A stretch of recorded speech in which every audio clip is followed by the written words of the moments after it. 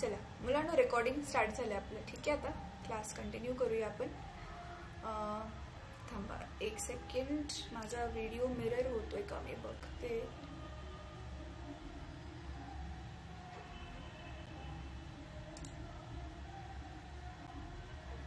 नाही, याच्यामध्ये नाही. थांबा एक मिनिट.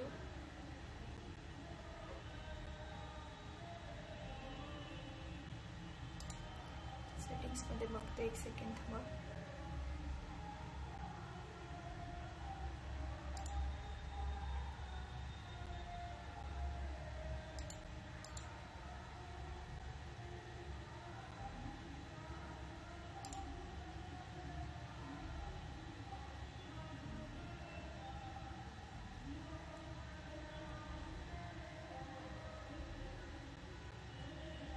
नाही, मिरर नाही होत माझा व्हिडिओ. ठीक आहे, चला काही हरकत नाही. मिरर होणं म्हणजे माझी left side right side exchange होते, ती जरा गरजेची होती, पण काय हरकत नाही. चला, तर आता मी स्क्रीन शेअर करते मुलांना. तर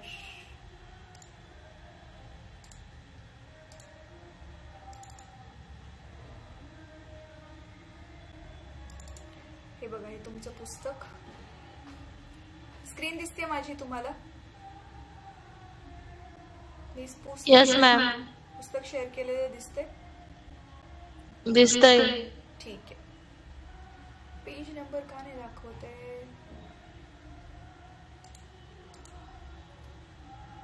हे लोड होते. हा, आले इथे पेज नंबर. चला, आता किती होतं पेज नंबर? 45.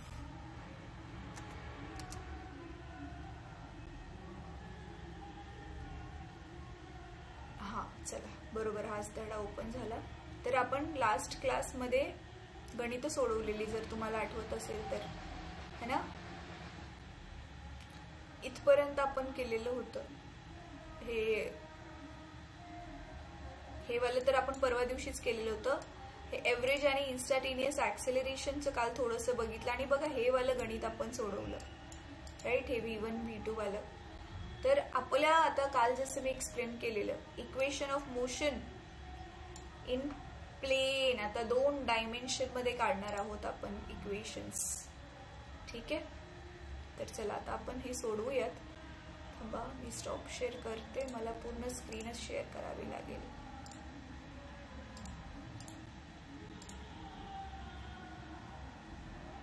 ठीक आहे, आता मुलांना हे आठवतं ते equation B = U + AT, S = UT + ½ AT² आणि V² - U² = 2AS. आपल्या ह्या 3 इक्वेशन होत्या. तर ह्या तिन्हीच्या तिन्ही इक्वेशन आता आपण काय करणार आहे, त्या एक स्ट्रेट लाईन साठी होत्या. स्ट्रेट लाईन वरती ऑब्जेक्ट जात असेल तर, पण आता ऑब्जेक्ट वाकडं चाललंय, म्हणजे ते एका प्लेन X पासून आणि Y पासून दोघांच्या तुलनेत त्याचं अंतर बदलतंय. मग 2 डायमेन्शनल मध्ये झालं, ते प्लेन मध्ये झालं. आता मग त्याचे इक्वेशन काय आहेत बघा. तर आता मुलांना हे ना तुम्हाला सोडवायला कदाचित एक्झाम मध्ये नाही येणार, कारण हे थोडंसंच आहे. सोडवण्याचं बघा पार्ट वरती होता, तो मी तुम्हाला एक्सप्लेन केलेला होता की हे पूर्णच्या पूर्ण एक्झाम मध्ये जसंच्या तसं येईल. हे बघा, हा पार्ट जो आहे इक्वेशन ऑफ मोशन, ही वाले जे आपलं सेम टू सेम जे 9वीचं होतं तेच जे आपण हे आकृतीसही केलेलं आहे ना इथपर्यंत, हे 3.9 पर्यंत, हे तुम्हाला 3 ते 4 मार्काला सोडवायला येऊ शकतं. पण आता आपण जे करतोय ते सोडवायला नाही येणार कदाचित, पण आपण डायरेक्ट ह्याची काय करणार आहोत, इक्वेशन्स वापरणार आहोत गणित सोडवण्यासाठी. तर बघा, इथे नीट बघा. आता we have derived equation of motion for an object in rectilinear motion in 3.2. आता जे मी मागे गेलेली. Now we will derive similar equations for a particle moving with uniform acceleration in 2 dimensions. ठीक आहे, तर सुरुवातीची इनिशियल वेलोसिटी आता u च्या ऐवजी u बार घेणार आपण, कारण वेक्टर क्वांटिटी आहे. सुरुवातीचा टाइम t0 होता म्हणजे, आणि फायनल वेलोसिटी वेळ टाइम 0चा आता t झाला, काहीतरी किंमत झाली आता त्याची, may be 5 second, 10 second, 1 minute, काहीतरी व्हॅल्यू झाली. मग वेलोसिटी त्याची वाढून किती झालेली आहे, v झालेली आहे, म्हणून v च्या डोक्यावर टाकलं v बार. ठीक आहे, आता by using equation definition of acceleration, मग आपल्याला हे सूत्र मिळालं जसंच्या तसं पहिली इक्वेशन होती सेम तशीच लिहिली आहे मुलांना. फक्त इथे काय केलंय, बार टाकलाय सगळ्यांच्या वरती. v is equal to u plus a t च्या ऐवजी v bar is equal to u bar plus a bar t. T च्या डोक्यावर बार का नाहीये, कारण टी वेळ आपली काय आहे, स्केलर क्वांटिटी आहे. स्केलर आहे की वेक्टर आहे, स्केलर आहे ना, दिशेची गरज नाहीये तिला, राईट. आणि आता इथे आता आपण काय करतोय, now let the displacement form be S bar, म्हणजे किती डिस्प्लेसमेंट झाली आहे त्या ऑब्जेक्टची. तर आपलं हे बघा सूत्र होतं s is equal to u t plus half a t square. तर एस काय आहे, अंतर काय आहे, हे कसं आलं बघा. ह्याच्यावरून ही वाली इक्वेशन आता ह्यांनी काढली आहे. ती कशी काढली आहे, आपलं नॉर्मली सूत्र काय आहे ह्याचं, वेगाचं सूत्र काय, डिस्प्लेसमेंट अपॉन टाइम. मग डिस्प्लेसमेंट काय होणार, वेलोसिटी इनटू टाइम दोघांचा गुणाकार होईल. आणि मग व्ही एव्हरेजचं सूत्र आपलं ऑलरेडीच काय होतं, व्ही एव्हरेजचं सूत्र हे 9वी मध्ये होतं मुलांना, यू बार प्लस व्ही बार भागिले 2. हे एव्हरेज वेलोसिटीचं सूत्र, सुरुवातीची वेलोसिटी, फायनल वेलोसिटी, सरासरी आहे ना एव्हरेज, म्हणून बघा यू आणि व्ही, यू अधिक व्ही करून भागिले 2 केले, यू प्लस व्ही अपॉन 2 केलेलं आहे. ठीक आहे. मग आता इथे तुम्ही काय केले बघू शकता, u प्लस यू, आता v ची किंमत ठेवलेली आहे. इथे आपली v ची किंमत काय आली, u प्लस एटी ना. मग हे v च्या ऐवजी इथे u प्लस एटी ठेवलं. आणि मग हे सूत्र बघा, डायरेक्टली कोणता ग्राफ वगैरे न काढता डायरेक्टली हे आन्सर आलं. आता हे आन्सर कसं आलं हे मी आता इथे एक्सप्लेन केलेलं ना, आता पटकन तुम्हाला इथे सोडवून दाखवते ते कसं येते. एक मिनिट.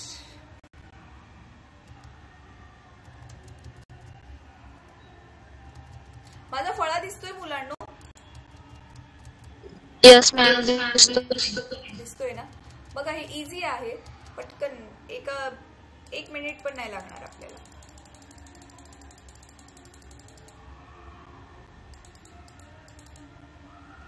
बघा काय आता पहिलं इक्वेशन काय आली आपली, v bar is equal to u bar plus a bar t, बरोबर आहे.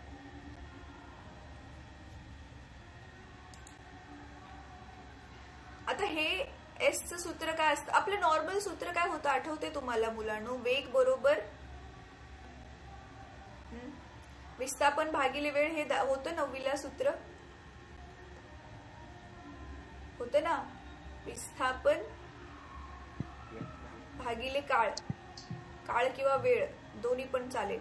मग v is equal to V bar म्हणजे एस बार अपॉन टी होतं हे सूत्र, होतं की नाही. पण मग मला एस बार पाहिजे, मग टी ला इकडे घातल्यावरती काय येणार, V bar into T is equal to S bar. मग तेच हे सूत्र साइड एक्सचेंज करून आपण मग काय लिहिणार, s bar is equal to V bar into t, बरोबर आहे. पण ही आता जी व्ही आहे ती आपली एव्हरेज वेलॉसिटी आहे, म्हणून ह्याला लिहिणार व्ही एव्हरेज. एव्हरेज म्हणजे सरासरी. मग सरासरीचं सूत्र काय असतं, दोन किमती ज्या आहेत त्या दोघांना ऍड करून आपण भागिले 2 करतो ना. तर सुरुवातीचा वेग यू बार, अंतिम वेग व्ही बार, आणि ह्याला आपण काय करणार आहे, सरासरी काढण्यासाठी 2 ने भागणार, आणि हे टी जसंच्या तसं. आता ही पण व्ही ची किंमत तर ही आहे, मग व्ही ची किंमत इथे परत एकदा ठेवा. तर यू बार प्लस व्ही ची किंमत परत काय आली, यू प्लस एटी. तर you bar plus a bar T, ठीक आहे, डिवायडेड बाय 2 इंटू टी.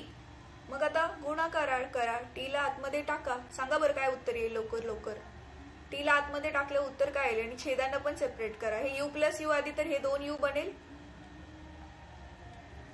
हे यू प्लस यू 2 यू बार बनलं, आणि त्याला टी ने गुणल्यावरती 2 यू बार टी अधिक ए आणि टी, ए बार आणि टी इंटू टी, 2 टी होणार मग टीचा वर्ग आणि भागिले ते 2. बरोबर आहे. छेदांना आता सेपरेट करा. मग काय येणार उत्तर? 2 यू बार टी. बोला बोला पटकन मुलांनो. छेदांना सेपरेट केल्यावर काय येईल उत्तर? इकडे काय येणार आता? एटीचा वर्ग भागिले 2. मग हे 2 2 कट झालं. उत्तर काय आलं मग आपलं? S bar you bar T plus छेद 2 मी सेपरेट असं लिहू शकते, 1/2 एटीचा वर्ग. हेच होतं मुलांनो, हेच होतं. आता तुम्हाला माहिती इथे जिथे पण बार आहेत ना, हे एस चा बार आहे, यू चा बार आहे, ए चा बार आहे, 2 डायमेन्शन मध्ये मग आपलं काय होणार आहे ना. आता समजा हा यू आहे, मानते मी असा हा यू आहे, तर ह्याचा आपण काय काढू शकतो? इथे यू एक्स घेणार, इथे यू वाय घेणार. तर इथे आता सध्या आपण एक्स वाय नाही घेते, बार टाकलाय, ते गणित सोडवताना आपण एक्स वाय घेऊ. कळतंय? इझी होतं हे. पुढे मग आता काय केले तर ही आली आपली second equation of motion. He first equation of motion in 2 dimension, second equation of motion again in 2 dimension, आणि which is vector form of equation 3.8. हा आता इथे बघा तेच दिलंय. Equation 3.3 and 3.1 can be resolved into xy components. तर बघा vx ux plus axt, vy uy plus ayt, sx is equal to uxt half axt चा वर्ग. t ला सोडून बाकी सगळीकडे xx लावलाय, yy लावलाय. इझी इझी आहे हे. समजलं हर्षदा, प्रथमेश? हो यस मॅम. हा एक काम करा, तुमच्या मागून आवाज येत नसेल ना, अनम्यूटच ठेवा बटन माईकचं, मला डिस्टर्ब नाही होणार. त्याच्यामुळे तुम्हाला सारखंच ते दाबून मग अनम्यूट करून हो मॅम वगैरे म्हणायला त्रासच नाही. डिरेक्टली तुम्ही बोलू शकता, जसं तुमच्या वर्गामध्ये समोर असताना मी बोलू शकले असते तसं, म्हणजे तुम्ही माझ्याशी बोलू शकला असता तसं. ठीक आहे. सो ह्या झाल्या आपल्या involve only x components of displacement. आता 3.32 आणि 3.34 हे बघा, ही 3.2 आणि ही 3.4 ह्याच्यामध्ये काय आहे? फक्त एक्स कंपोनेंट आहे आणि उरलेल्या दोघांमध्ये फक्त वाय कंपोनेंट आहे. Thus, 2 sets of equations are independent of each other. म्हणजे एक्स वाल्यामध्ये वाय नाहीये आणि वाय वाल्यामध्ये एक्स नाहीये. एक्स ची इक्वेशन टोटली वेगळी आहे, वाय ची इक्वेशन टोटली वेगळी आहे, म्हणून ते दोघी जण काय आहेत? इंडिपेंडेंट ऑफ इच अदर आहेत आणि कॅन बी सोल्ड इंडिपेंडेंटली, म्हणून आपण त्यांना सेपरेटली सोडवू शकतो. तर ही चांगली गोष्ट आहे. आपलं गणितामध्ये सोडवताना जो पार्ट आहे तो इझी होईल. आता हे जे आहे हे तुम्ही आता स्वतः रीड करा, हे इझी आहे, समजेल तुम्हाला वाचलं. नाही समजलं तरी मला विचारा. आता बघा, always remember motion in 2 dimension can be resolved into 2 independent motions in a mutually perpendicular direction. म्हणजे तेच x वेगळा आहे, y वेगळा आहे, इंडिपेंडेंट आहे. म्हणजे हे जे इथे जे पण छापलंय ना त्याचं समरी म्हणजे काय, त्याचं सार म्हणजे काय, हे की मोशन 2 डायमेन्शनल मोशन हे x आणि y मध्ये आपण सेपरेट काढून त्यांना इंडिपेंडेंटली सोडवू शकतो, असं त्याचा अर्थ आहे. ठीक आहे. आता मग हेच आता जे बघितलं, आता त्याच्यासाठी बघा हे ते सोडवून पण दाखवले, ते इझी वालं. Initial velocity of an object you दिलेली आहे अँड इट्स कॉन्स्टंट ऍक्सिलरेशन म्हणजे ए पण दिले बघा, यू बार दिले, ए बार दिले. Determine velocity and displacement after 5 seconds म्हणजे व्ही बार काढायचंय आणि टाइम पण काढायचंय. तर आपलं बघा व्हीचं काय सूत्र आहे? यू अधिक एटी. तर यू ची किंमत ठेवली बघा, यू किती होतं? 5y + 10j. तर 5y + 10j ठेवलं आणि ए ची किंमत किती होती? ही 2y + 3j ही ठेवली आणि टाइम दिलेला ना 5 सेकंड. टी ची किंमत इथे ठेवली 5 सेकंड्स. मग काय सोडवणार ह्याला आपण 5 ने इथे गुणल्यावरती आणि त्याला सोडवलं, मग आलं आपलं व्ही आपल्या बार बघा मुलांनो वेक्टर फॉर्म मध्ये आलं. म्हणजे त्याच्या ह्या एकाच मध्ये त्याची व्हॅल्यू मॅग्निट्यूड पण आणि डायरेक्शन पण आहे, पण मॅग्निट्यूड डायरेक्शन सेपरेट काढायचं असेल, किंमत आपल्याला काढायची असेल, स्पीडोमीटरवर किती वेग दाखवणार आहे तो काढायचा असेल, तर आपल्याला तुम्हाला माहितीच आहे हे वर्गमुळामध्ये आपण काय करणार vx² प्लस vy². त्याचे हे जे x आणि y आलेले होते त्यांचा स्क्वेअर केला आणि स्पीडोमीटर बरोबर किती दाखवणार आहे आपल्याला त्याची वेलोसिटी 29.15. पण डायरेक्शन पण पाहिजे ना, नक्की कुठल्या दिशेत चाललंय हे पण आपण लास्ट टाइम केलेलं होतं. vy भागिले vx, तर y किती होता 25, x किती होता 15, बरोबर आहे. तर इथे त्यांनी किंमत नाही ठेवलेली आहे. अच्छा आहे इकडे. हा हे बघा 25 भागिले 15 टाकलं, मग आन्सर काय आलं tan inverse of 1.667. Last time बघा मी तो नॅचरल टँजेंट्स मध्ये तुमच्याकडे लॉगबुक ऑलरेडीच आहे, त्याच्यामध्ये हे चेक करून तुम्ही जर बघितलं तर 1.667 चा अँगल दाखवते 59 डिग्री. म्हणजे x आणि y च्या मध्ये तिकडे जे चालले त्याचा अँगल किती आहे, त्याचा 59 डिग्री. तर मग असा आला आपला वेग. विचारले ना डिटरमाइन वेलोसिटी, वेलोसिटी म्हणजे वेग आला. डिस्प्लेसमेंट पण विचारले एस बार, तर एस बारचं पण तर आता आपण सूत्र काढलेलं होतं ut प्लस हाफ at². मग u ची किंमत परत ठेवली, t ची किंमत ठेवली इथे बघा 5 आणि a ची किंमत ठेवली परत ती वेक्टर फॉर्म मधली, आणि इथे t चा वर्ग आहे म्हणून इथे बघा 5 चा स्क्वेअर केलाय आणि परत ह्याला सोडवलं. मग ह्याला सोडून मग हे वेक्टर फॉर्म मध्ये परत s आलं. मग परत त्याचं काय केलं त्यांनी, मॅग्निट्यूड काढलं, किंमत एक्झॅक्टली काढली बघा 100.78 मीटर ऑब्जेक्ट जाणार आहे त्या 5 सेकंदामध्ये. सुरुवातीला त्याचा जो पण वेग आहे, फायनल त्याचा जो पण वेग आहे, तेवढ्या वेळामध्ये 5 सेकंदामध्ये त्याने किती अंतर कापलंय 100.78 मीटर.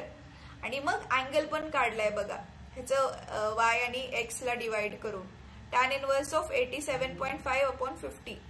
आता 87.5 हे दिले ना, दिसते हे जे बरोबर 87.5 आलेलं आणि x बरोबर i बरोबर म्हणजे 50 आलेलं, आणि मग त्याचा पण अँगल आलेला आहे बघा 60 डिग्री 15 आता ह्याच्यामध्ये ना मुलांनो मी काय करते, हे गणित तुम्ही स्वतः सोडवा, कारण हे सोडवून ऑलरेडी दाखवलेलंच आहे.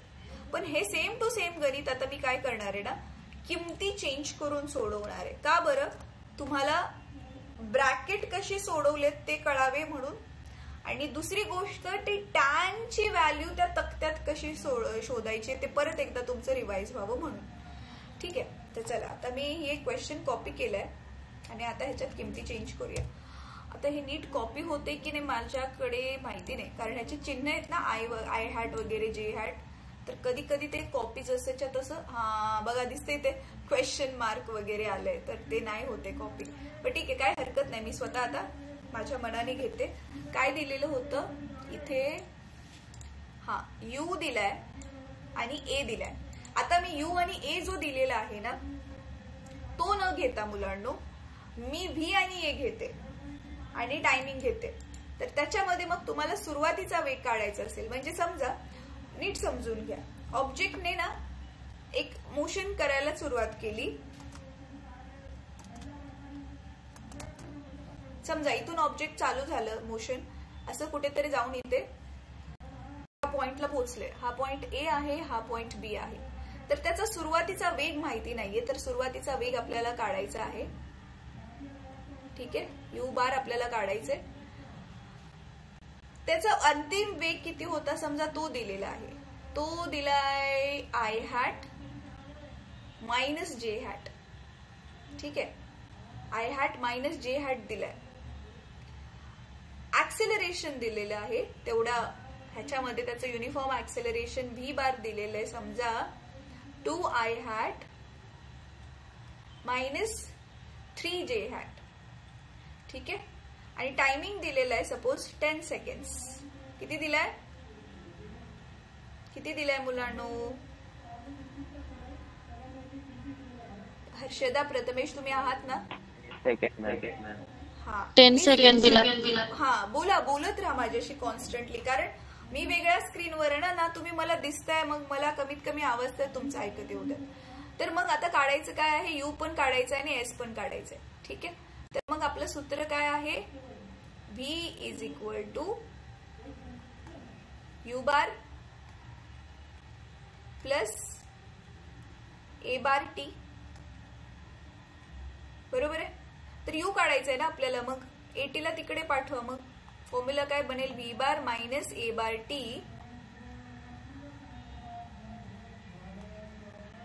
एक मिनिट मुलांना, माझा ना मोबाईल जरा मी जवळ घेते. हे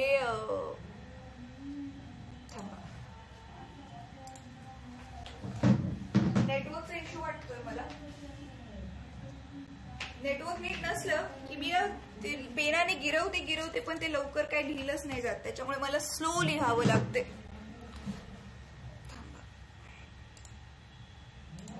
हा, तर व्ही बार वजा 80 आलं बरोबर. यूच काढायचं आपल्याला. मग यू ला लेफ्ट, आता दोन्ही बाजू एक्सचेंज करा. तर यू बारचं सूत्र आपलं काय बनलं मग, व्ही बार वजा 80. चला आता काय काय ठेवायचं मला तुम्ही सांगा. व्ही बार वजा ए बार टी. ठीक आहे. चला आता इकडे मी त्याच्यात किमती ठेवते. तर यू बार तर काढायचाच आहे. ए ची किंमत किती आहे इथे बघा, 2i hat minus 3j hat, right. वजा ए बार ची किंमत किती आहे. ओ मी काही गडबड केली का, आधी व्ही लिहायचं होतं. हो मी गडबड केली, आधी व्ही लिहायचं होतं. ते नुसतं आय मायनस जे आहे. ठीक आहे. आता इथे काय येणार, 2i मायनस 3j आणि टी ची किंमत आहे 10, तर बाहेर इथे 10. ठीक आहे. मग काय, हे आय हॅट मायनस जे हॅट जसंच्या तसं. आता 10 ने ब्रॅकेट मध्ये ओपन करा मुलांनो. समजा हे 10 आपण इथे मांडूयात है ना, तर वजा 10 ने गुंतोय ना. तुम्हाला माहितीये ब्रॅकेटच्या बाहेर वजा असल्यावर आतली चिन्ह बदलतात. मग किती येणार आता सांगा बरं उत्तर. वजा 10 ने आतमध्ये गुणल्यावर लोक सांगा. 10 दुनी 20 आय हॅट आणि वजा वजा इथे अधिक आणि 10 ने गुंतोय पण, मग 10 त्रिक 30 जे हॅट. कळलं मी काय केलं. Yes ma'am. ब्रॅकेट ओपन केला सोबत 10 ने पण गुणलं. हा चला आता इकडचा पण ब्रॅकेट ओपन करा. तर आय हॅटच्या बरोबर आय हॅट म्हणजे आय वजा 20 आय ला बरोबर घेतलं. हे बघा इथलं आय आणि इथलं आय आणि वजा जे अधिक 30j. मग करा कॅल्क्युलेशन जसं आपल्याला नॉर्मली पण असायचं बघा, x वजा 20x. काय यायचं उत्तर, हे केलेलंच आहे ना आपल्या अशी खूप वेळा कॅल्क्युलेशन गणितामध्ये. सांगा मग आय बरोबर काय येईल आता. इथे बघा काय चिन्ह नाही म्हणजे आय स्क्वेअर कसं येणार बेटा, इथे वजा आहे ना, गुणाकार नाहीये. इथे काय नाहीये म्हणजे 1 असतं. तर अधिक 1 वजा 20 किती येईल याचं उत्तर. हे तर तुम्हाला खूप 5वी 6वी ला होतं. दोघांची चिन्ह वेगळी आहेत म्हणून आपण वजाबाकी करणार ना. तर 1 आणि 20 ची वजाबाकी आली 19. मोठ्या संख्येचं चिन्ह म्हणजे वजा 20. हा आणि इथे काय येणार, इथे पण बघा अधिक 30 आहे आणि इथे येस अधिक 29 येणार म्हणजे 30चं चिन्ह. तर 29j. ठीक आहे. हे आपलं काय आलं, यू बार आलं. पण आता हे यू बार वेक्टर फॉर्म मध्ये आलंय है ना. ह्याच्यामध्ये दिशा पण आहे, मॅग्निट्यूड पण आहे. पण मला मॅग्निट्यूड आणि डायरेक्शन सेपरेट काढायचंय. तर मॅग्निट्यूड डायरेक्शन सेपरेट काढण्यासाठी मग मी काय करणार इथे, तर हे यू बारचं मला काय काढायचंय, मॅग्निट्यूड. म्हणजे मला नुसता यू काढायचंय. तर आपण काय करतो माहितीये ना तुम्हाला, वर्गमुळामध्ये त्याचं ux चा वर्ग आणि uy चा वर्ग.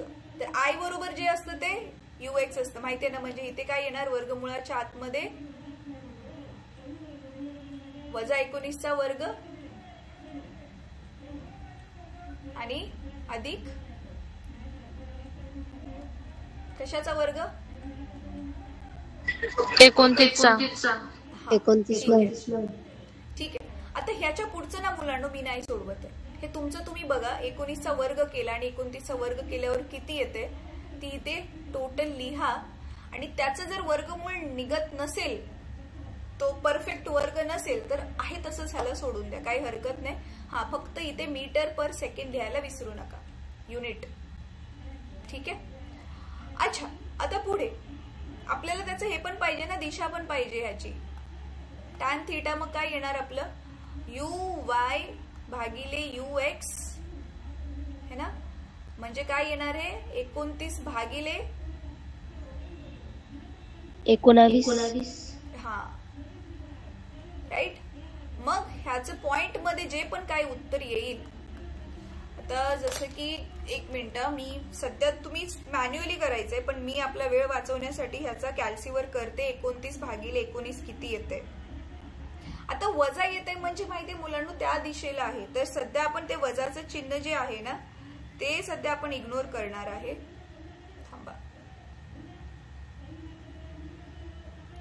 29 भागिले 19 उत्तर येते 1.526. 1.526 हे कशाचं उत्तर आहे, टॅन थीटाचं. मग नुसतं थीटा काढण्यासाठी आपण काय करणार, तो बघा आपण जो त्या दिवशी टेबल ओपन केलेला होता त्याच्यामध्ये परत बघूया. तोपर्यंत प्रथमेश तुझ्याकडे आहे ना लॉक टेबल, आहे ना तुझं, खोल बर नॅचरल टँजंट्स, खोल बर.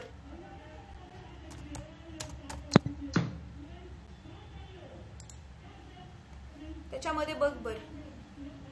हा, हे बघा, हेच आपण त्या दिवशी खोललेलं. तर खाली जाऊयात, नॅचरल टँजंट्स. हा, हे बघा नॅचरल टँजंट्स किती आहे आपलं, 1.5 ना, हे दिसते 1.4. हा, हे बघा 1. काय होतं आपलं 1.526. बघा 1.539 दिसते, हे ते दिसते मुलांना 1.522 आहे, हे दिसते. पण आपल्याला 526 पाहिजे. मग किती कमी पडतंय, 526च्या ऐवजी 1.522 आहे, म्हणजे 4 कमी पडते. अजून 4 ऍड करायची गरज आहे त्याच्यामध्ये. तर मग आपण काय करणार, हे बघा, हे पहिलं घ्यायचंय तर घेऊ शकतो आपण, 10 ऍड करून थोडं एक्स्ट्रा बनवू शकतो त्याला.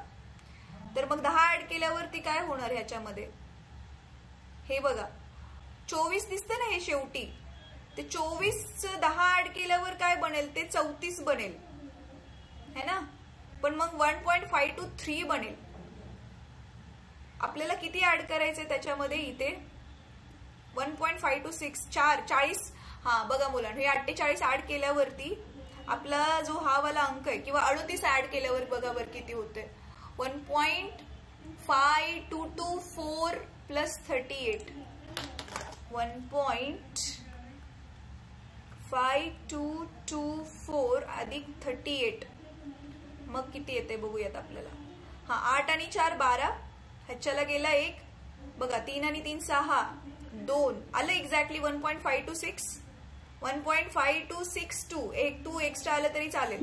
म्हणजे आपला अँगल मग बघा किती दाखवतोय, हे बघा हा 1.522, म्हणजे दिसतोय हा अँगल किती होता 56. 522 किती होतं, हे 56 डिग्री 42 मिनिट्स. आणि हे 42 मध्ये की नाही मुलांना हे ऍड करायचं, हे कुठला वाला आपण 4 घेतलेलं ना, 42 मध्ये 4 ऍड केल्यावर काय बनेल, हे 46, राईट. म्हणजे कळतंय ना मी काय करते, 56 हे 42 आणि इकडचं 4 मधली पण किंमत घेतली, म्हणून हे 4 ह्याच्यामध्ये ऍड होतं. तर मग आपलं आन्सर आलं 56 डिग्री 46 मिनिट्स. 56 डिग्री 46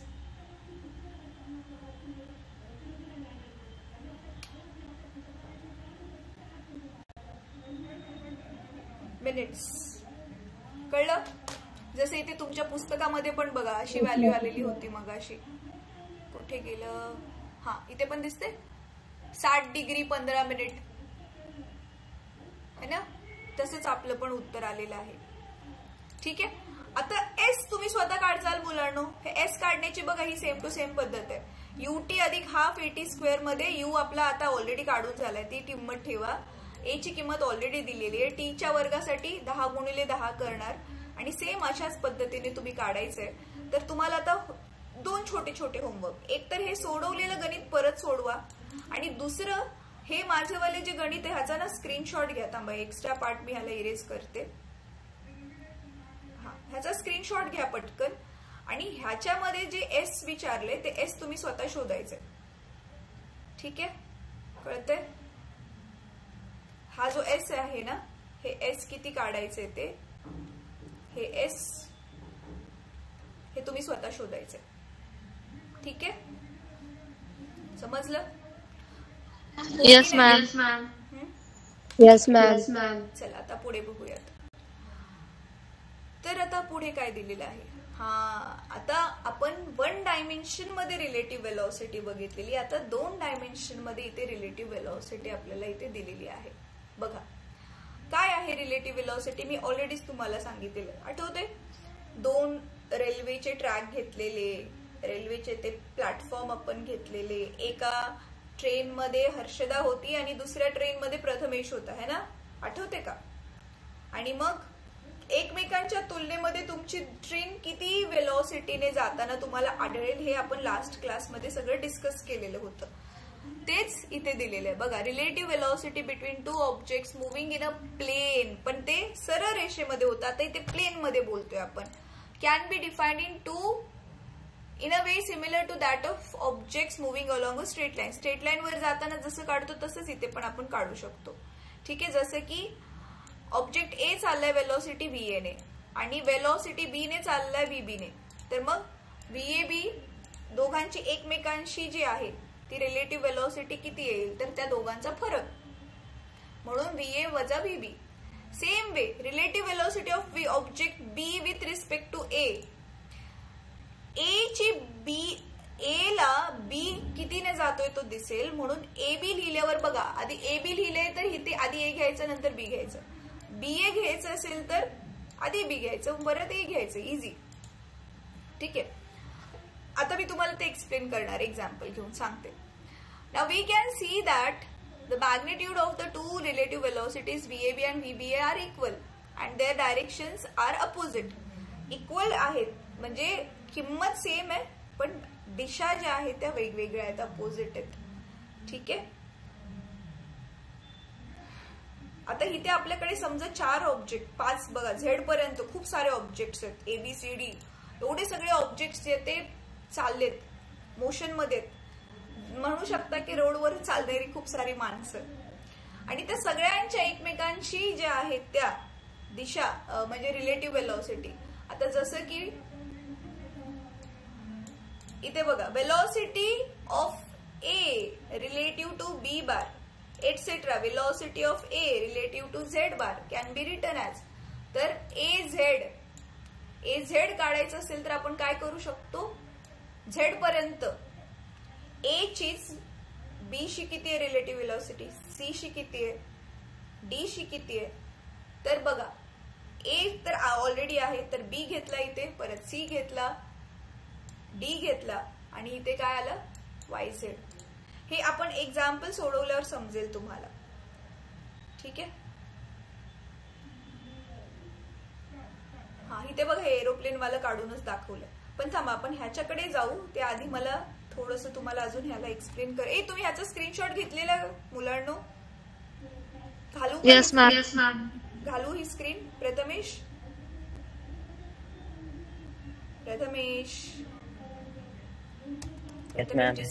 हा घेतलेला असणार स्क्रीनशॉट. ठीक आहे, चला आता पुढे बघा. इथे काय चाललेलं आहे, एक एक्झाम्पलच घेऊन बघूयात आपण.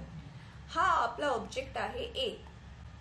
ठीक आहे, तो इकडे चाललाय आणि समजा त्याची वेलॉसिटी आहे 20 मीटर पर सेकंड आणि हा इथे आपला ऑब्जेक्ट आहे बी, तो इकडे चाललाय आणि समजा त्याची वेलॉसिटी आहे 30 मीटर पर सेकंड. तर मग आता ए च्या तुलनेत बी ची वेलॉसिटी किती असेल, म्हणजे आपल्याला काढायचं VAB. तर ते कसं काढणार, ए ची वेलोसिटी किती आहे 20 आणि बी ची वेलोसिटी किती आहे 30. तर ह्या दोघांची काय करणार आपण वजाबाकी. काय आलं उत्तर 10. राईट, वजा 10 येणार ना. 10 मधून 30 गेले. का बरं वजा आलं? कारण उलट्या दिशेला चाललाय ना याच्या तुलनेमध्ये तो. राईट. सेम बी आता VBA काढा. सेम बी आता VBA काढा.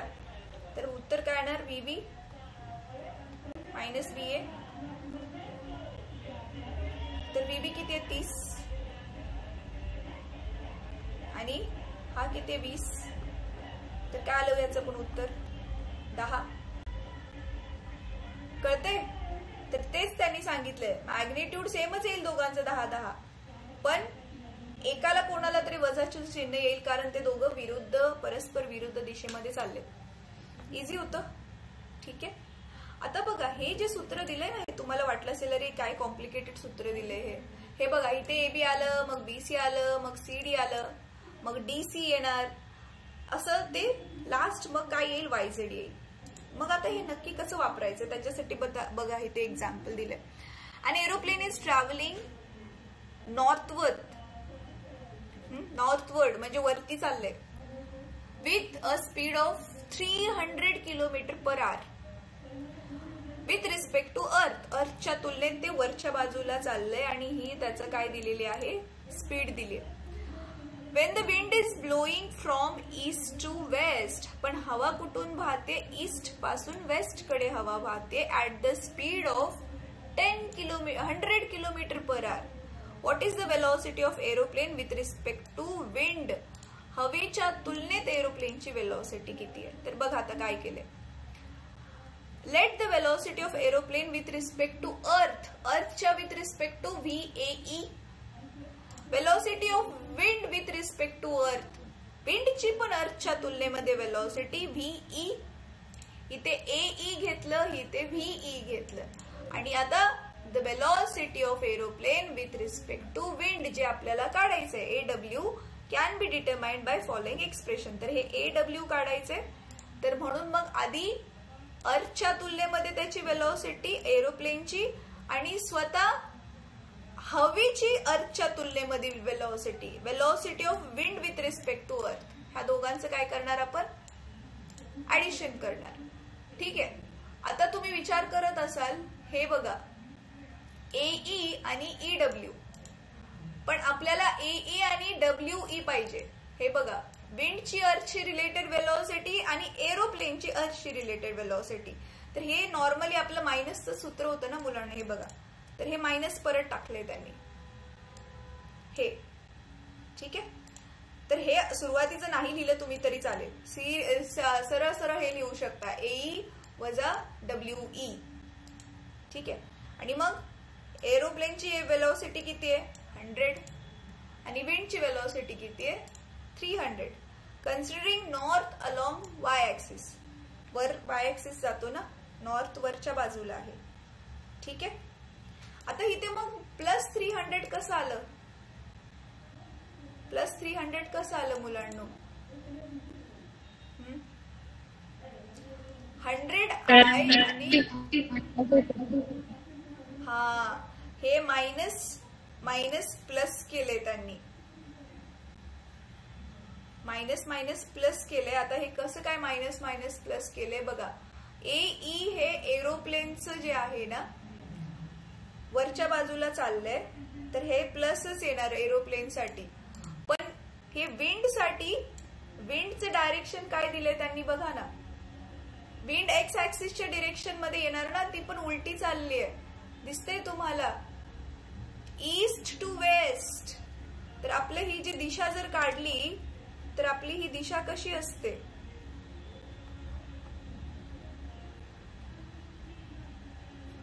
दिशा कशी असते मुलांनो. थांबा इकडे काढते हे. अरे हे नीट चालेल ना, काय माहिती काय झालं याला.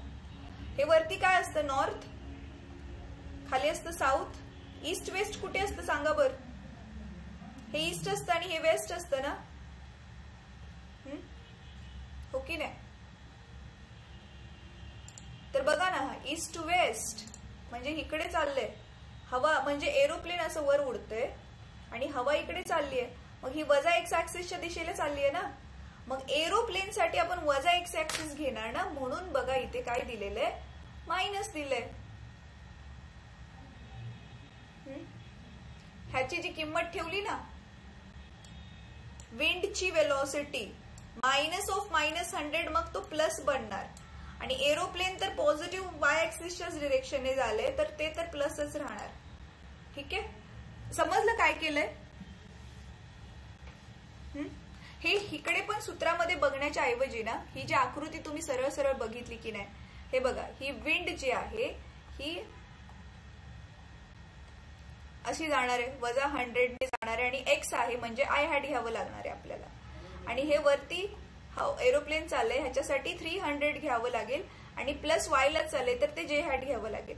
पण मग आपलं सूत्र काय होतं, आपलं सूत्र काय आहे, एरोप्लेनची अर्थशी रिलेटेड वेलोसिटी वजा विंडची अर्थशी रिलेटेड वेलोसिटी. बरोबर आहे. मग एरोप्लेनची किती आहे, 300. आणि त्याच्याबरोबर आपल्याला जे का घ्यायचंय, कारण त्याची आपण दिशा दाखवतोय. आणि ही ते विंडची दिशा आहे ती -100 घ्यावी लागेल, कारण ती वजा एक्सच्या डिरेक्शन मध्ये चालली आहे, एक्सच्या डिरेक्शन मध्ये चालली, म्हणून एक्स बरोबर आपण आय घेतो. मग हे वजा वजा अधिक झालं. इझी समजले. म्हणून इथे आलं दोघांसाठी पण बघा, बेरीज अर्धीचं चिन्ह आलं. इथे दोन्ही पण प्लस होईल ना, ह्याला काहीच चिन्ह नाही म्हणजे प्लस आहे, आणि हे मायनस मायनस प्लस होईल. पण आपण नॉर्मली आधी आय लिहितो, जे लिहितो नंतर ना, म्हणून इथे आधी आय लिहिलं आणि नंतर इथे जे लिहिलं. कळलं. इझी. मग आता मॅग्निट्यूड. मग बघा इथे 100चा वर्ग 10,000, 300चा वर्ग 90,000. आणि मग दोघांना बेरीज करून मग आपण काय करणार, परत ह्याचं वर्गमूळ काढलं. तर मग आपल्या एरोप्लेनची मग हवेचा विरोध झाल्यामुळे ऍक्च्युअल मध्ये त्याची वेलोसिटी किती येणार आहे, 100√100 km/h. आणि डायरेक्शन, आता एरोप्लेन हवेच्या तुलनेमध्ये कसं चाललेलं ते विचारले ना, तेच विचारले ना. इथे काय विचारलेलं आहे, what is the velocity of aeroplane with respect to wind. हवेच्या तुलनेत ते कुठल्या दिशेने चाललेलं आहे. म्हणजे कळते तुम्हाला मुलांनो, ही हवेची दिशा आहे ना, ही हवेच्या दिशेच्या तुलनेत एरोप्लेन वरती नाही चाललंय, अर्थच्या तुलनेमध्ये वरती चाललंय ते. पण हवेच्या तुलनेमध्ये ते इकडे कुठेतरी जाईल असं वाकडं. तर ह्याच्या मधला जो अँगल आहे थीटा, तेच आपल्याला काढायचंय. तर तो काढण्यासाठी आपलं नाही y/x, वायचा कंपोनंट भागिले एक्सचा कंपोनंट. तर y बरोबर किती आहे, y म्हणजे जे बरोबर 300, 300 भागिले 100. उत्तर आलं किती येणार, उत्तर 3 येणार. तर tan 3 ची व्हॅल्यू बघा इथे आपल्या सरळ सरळ 3 आहे. मग इथे 3 ला किती दाखवतोय अँगल बघा बर, फक्त 3च आहे मुलांनो. दिसतंय इथे, हा इथे दिसतंय 3.0061. आणि हे पण घेऊ शकतो आपण 2.9887. ह्याच्यामध्ये नुसतं काय केलं ऍड आपण, ह्याच्यामध्ये हे 29 वगैरे ऍड केलं तर आपलं इथे दिलंय 71 आणि 30. मला वाटतं ह्या वाला टेबल आणि तुमचं पुस्तकामधला टेबल थोडाफार वेगळा असेल, म्हणून किमती जरा वेगळ्या. हा नाही बघा 71च आलं, 71.6 दिसते. हेच होतं ना एक्झॅक्टली. 3 कुठे होतं आपलं, हा हे बघा 2.998 दिसते. हे बघा 6च्या कॉलम मधलं 0.6 ते मिनिट्स आहे, मग त्याला सेकंड्स आहे, त्याला मिनिट्स मध्ये कन्वर्ट केल्यावर नुसतं 6 लिहिलंय त्यांनी. अच्छा 71चं, हा हे बघा मुलांनो इथून घेऊन त्यांनी केलंय आणि 6 डिग्री. हे तुम्ही स्वतः चेक करून बघा की हे कसं काढलंय ह्यांनी. आपलं उत्तर काय आलेलं आहे, टॅनचं आन्सर किती आलेलं होतं, 3 आलेलं होतं ना. तर एक्झॅक्टली 3 साठी किती व्हॅल्यू येते, तर इथे काय दिलेलं आहे 71.6 डिग्री. हे कसं आलं तर तुम्ही स्वतः जरा ते त्याच्यावरती माहिती मिळवा. ठीक आहे.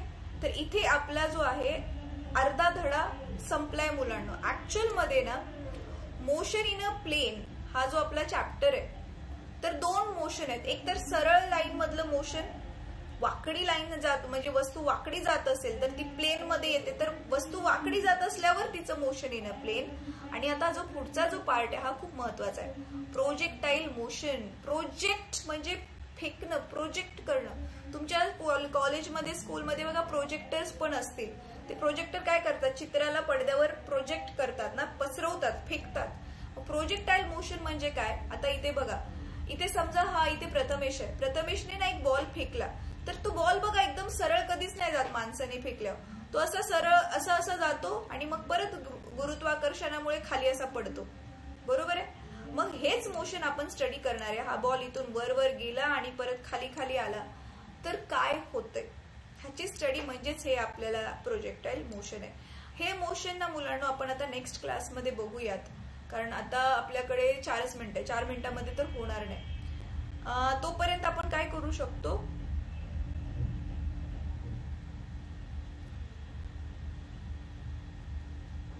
एखादं सिमिलर वालं गणित आपल्या ह्याच्यामध्ये आहे का बघूयात. ते तुम्हाला होमवर्क साठी सोडवायला सांगते मी.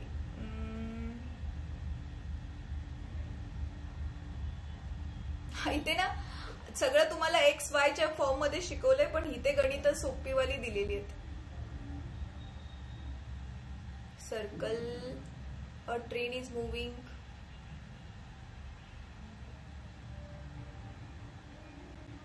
हा हे बघा रिलेटिव्ह वेलॉसिटी वाला क्वेश्चन विचारलेला आहे. A train is moving eastward, east कडे चालली आहे, at 10 metre per second. A waiter is walking eastward at 1.2 meter per second, and a fly is flying towards north across the waiter's tray at 2 meter per second. What is the velocity of the fly relative to earth? मला हवंय की तुम्ही हे try करा. बघा काय दिलेलं आहे ना, क्वेश्चन आधी समजून घ्या आणि हे तुम्ही ट्राय करा, तुम्हाला येते का बघा बरं होमवर्क साठी. आपण ह्याला नेक्स्ट क्लासमध्ये थोडस डिस्कस करू. हे बघा आधी क्वेश्चन, आकृती काढायची मुलांना. सरळ आकृती काढली ना तुम्हाला समजून घ्यायला जे आहे ते इझी पडेल. काय सांगितलेलं, train is moving towards eastward. तर हे जे आपले डायरेक्शन्स आहेत, नॉर्थ, साऊथ, ईस्ट, वेस्ट. बरोबर आहे. तर आता काय सांगितलेलं आहे, ट्रेन इज मुव्हिंग ईस्टवर्ड म्हणजे ईस्ट कडे चालले. समजा ही अशी ट्रेन चालली ईस्ट कडे, ठीक आहे. ट्रेनला आपण ए नाव देऊयात. परत waiter is walking eastward, waiter पण ईस्ट कडेच चाललाय तर वेटरला डब्ल्यू म्हणूयात, ठीक आहे. तर दोन्ही एकाच दिशेला चाललेले आहेत. And fly is flying towards north across waiters tray. पण जी फ्लाय आहे, माशी अशी घुमघुमते ना, खाण्यापिण्याची वस्तू असेल तर ती फ्लाय कुठे चालली आहे, नॉर्थ कडे. ही अशी, ठीक आहे, वेटर्सच्या ट्रेच्या तिकडे. What is velocity of fly relative to earth. अर्थशी रिलेटिव्ह तिची काय वेलॉसिटी असेल. तर आधी बघा ही दोन्ही पण वेटरची आणि ट्रेनची अर्थशी रिलेटेड वेलॉसिटी आपल्याला दिलेली आहे. तर हे दोन्ही एकाच दिशेमध्ये चालले, त्याच्यामुळे हे दोघं जण ऍड होतील. बरोबर आहे. आणि मग फ्लायची अर्थशी रिलेटेड वेलॉसिटी काढायची, पण वेटरच्या ट्रेची वेलॉसिटी पण दिलेली आहे. फ्लाय इज, अच्छा, वेटरच्या ट्रेशी रिलेट करून त्याची वेलॉसिटी दिलेली आहे 2 मीटर पर सेकंड, ठीक आहे. तर म्हणजे काय दिलेलं आहे आपल्याला, velocity of fly with respect to waiter हे दिलेली आहे 2, बरोबर आहे. आणि velocity of waiter with respect to earth दिलेली आहे, किती आहे ती 1.2. आणि velocity of train with respect to earth t, train म्हणजे टी, ती किती दिलेली आहे 10. तर आता काढायची काय आहे तुम्हाला, हे VFW दिलंय, पण आपल्याला काढायचं आहे VFT. E velocity of fly with respect to अर्थ. मग हे जे एरोप्लेन वाला क्वेश्चन होता सिमिलर तसाच वाला क्वेश्चन आहे, फक्त इथे 3 गोष्टी दिलेत. मगाशी 2च दिलेल्या, इथे 3 गोष्टी दिलेत. पण त्या 3 गोष्टी जरी दिलेल्या असल्या तरी त्याच्यातल्या 2 गोष्टी एकाच दिशेने चाललेत, तर त्या दोघांना ऍड करून आपण एकच गोष्ट बनवू शकतो. ठीक आहे, कारण ट्रेनची जी गती आहे ती वेटरला प्राप्त होणार ना मुलांनो, कारण ट्रेन मध्येच तो वेटर आहे. कळलं? मी थोडस हिंट दिले, मला हवंय की तुम्ही हे ट्राय करून बघा. ठीक आहे, तर चला आता आपण काय करू क्लास आपला जो आहे तो आता थांबवू शकतो. होमवर्क हा एक वाला क्वेश्चन फक्त ट्राय करा आणि मगाशी मी जे सांगितलेले होते ना, मी स्वतः सोडवलेला क्वेश्चन त्याचा एस काढा. सॉल्व्ह केलेले जे एक्झाम्पल होतं ते वालं काढा, एक वेलोसिटी आणि डिस्प्लेसमेंटचं, आणि हे वालं फ्लाय वालं एक्झाम्पल एक ट्राय करा एक्सरसाइज मधलं. तेवढाच होमवर्क आहे. आता उद्या दसरा आहे तर उद्या आपला क्लास नाहीये, तर आपण परवा दिवशी भेटणार आहोत. हर्षदा प्रथमेश प्लीज तुम्ही टाकाल का ग्रुपमध्ये होमवर्क? चुकला तरी चालेल, कटकट केलेला असला तरी चालेल, पण काहीतरी सोडवलेलं मला दिसेल ना, मला तसली भेटेल की मी शिकवलेलं तुम्हाला समजतंय की नाही समजत आहे, मला थोडीशी कल्पना येईल.